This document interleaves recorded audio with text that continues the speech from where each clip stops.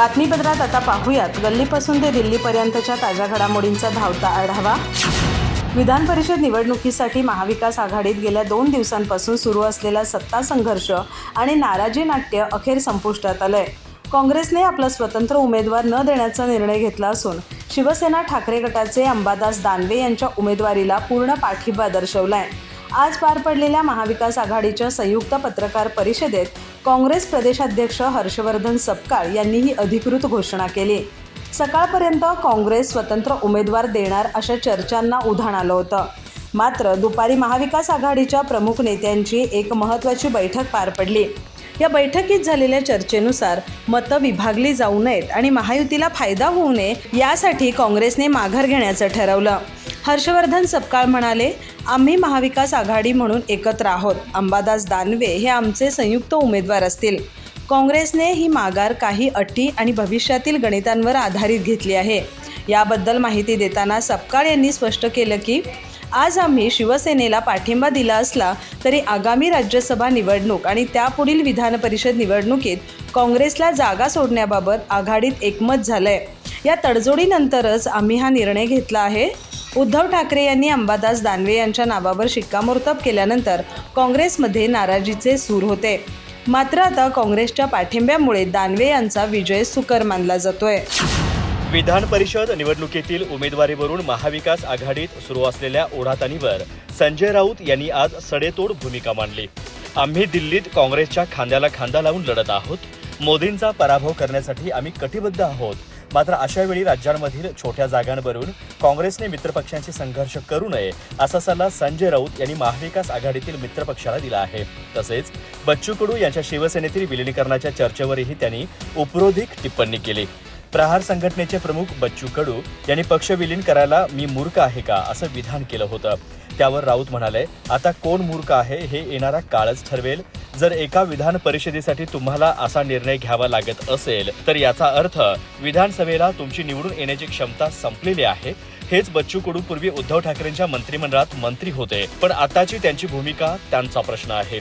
ठाकरे गटाने अंबादास दानवे यांना विधान परिषदेची उमेदवारी दिल्यानंतर काँग्रेस देखील आपला उमेदवार रिंगणात उतरवणार आहेत। याबाबत संजय राऊत यांना विचारलं असता ते म्हणाले, प्रत्येक वेळी काँग्रेसच्या मनात काही शंका असतात। राज्यसभेच्या वेळेला शरद पवारांच्या नावासंदर्भात त्यांच्या मनामध्ये संभ्रम होता, पण शरद पवारांना पाठिंबा देण्याचा पहिला निर्णय काँग्रेसनेच जाहीर केला।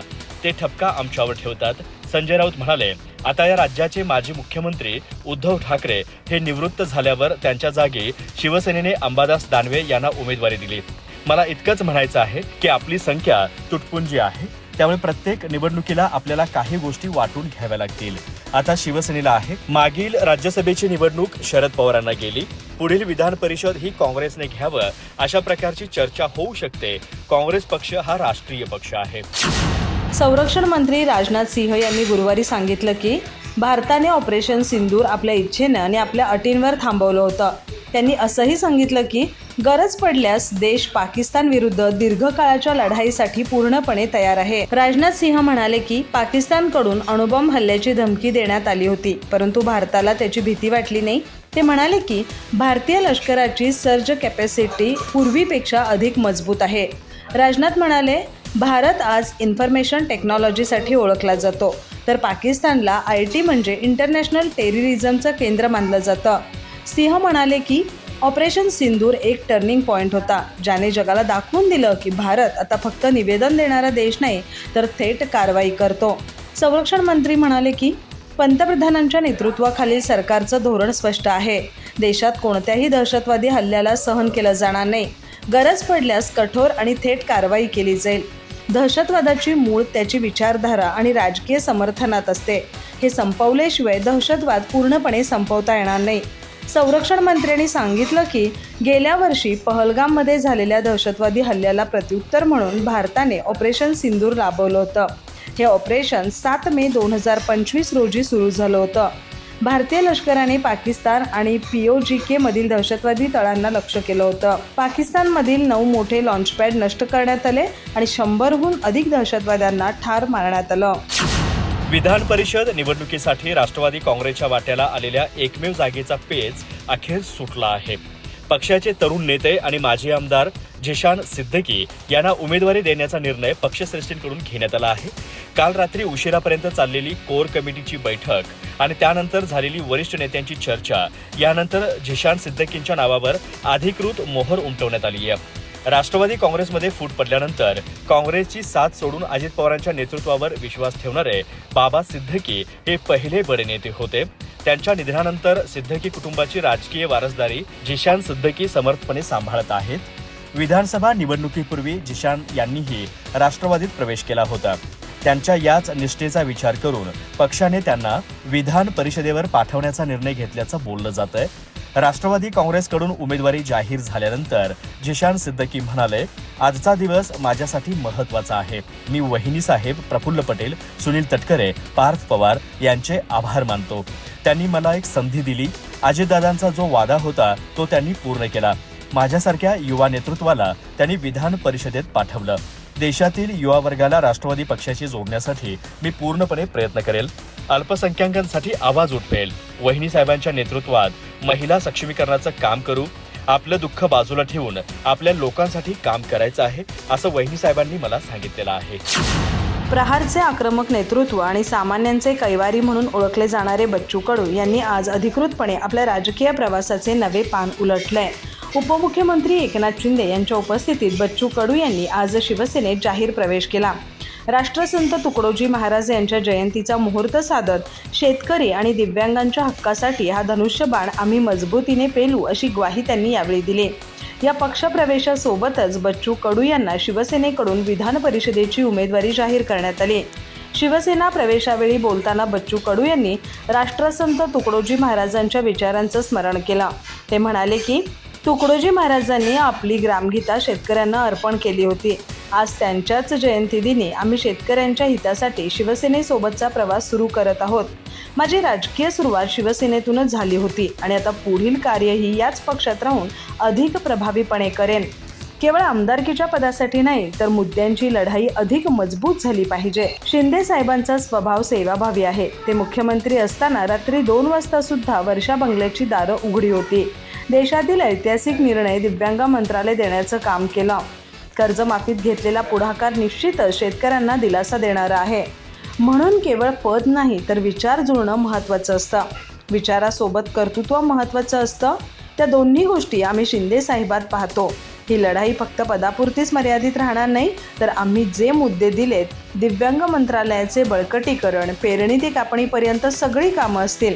हमीभावाची लढाई असेल, आमच्या विधवा भगिनी, कामगारांची लढाई आणि युवकांसाठी वेगळं धोरण, या सगळ्या मुद्द्यांवर चर्चा करून आपण हा निर्णय घेतलाय. आंतरराष्ट्रीय बाजारात कच्च्या तेलाच्या वाढत्या किमती असूनही किरकोळ दरात वाढ न झाल्यामुळे कंपन्यांना प्रत्येक लिटर पेट्रोल आणि डिझेलवर तोटा होत आहे.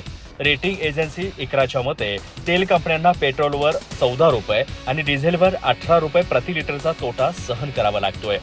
मध्य पूर्वेत सुरू असलेल्या तणावामुळे पुरवठा साखळी विस्कळीत झाली आहे, ज्यामुळे कच्च्या तेलाचे दर वेगाने वाढलेले आहेत. यामुळे तेल कंपन्यांवरील भार वाढत आहे. इतकंच नाही तर घरगुती गॅससाठीही सरकारवर 80,000 कोटींचा बोजा वाढलेला आहे. मध्य पूर्वेकडील वाढत्या तणावामुळे कच्च्या तेलाची पुरवठा साखळी विस्कळीत झाली आहे. जे कच्चे तेल काही काळापूर्वी $70 ते $72 प्रति बॅरल मिळत होतं, त्याची किंमत आता $120 ते $125 पुढे गेली आहे. तेल कंपन्यांसाठी अडचण अशी आहे की त्या महागडे तेल खरेदी करून जुन्या किमतीवरच विकत आहेत, ज्यामुळे त्यांचा नफा संपुष्टात आला आहे.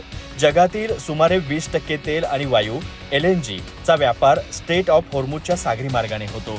मध्य पूर्वेतील संकटामुळे या मार्गात अडथळे येत आहेत. यामुळे केवळ पेट्रोल डिझेलच नाही तर खत आणि रसायने बनवणाऱ्या कंपन्यांचाही खर्च वाढला आहे.